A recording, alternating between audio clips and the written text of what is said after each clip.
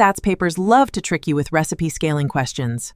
I'm going to show you the Find One method so you never get stuck. Let's look at the chalkboard. First, let's look at scaling up evenly. If we have a recipe for 4 people and we want to cook for 8 people, what do?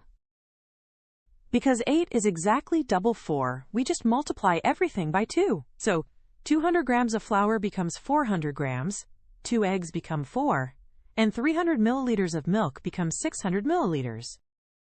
Now for the awkward trap. We have a recipe for 4 people, but we need to cook for 10 people. We can't just multiply 4 to get 10.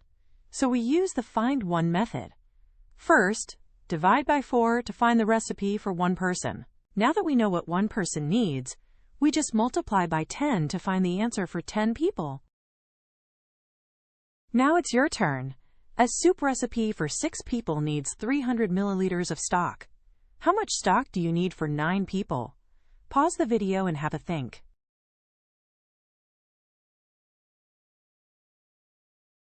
Step 1. Find the amount for 1 person. 300 divided by 6 is 50. Step 2.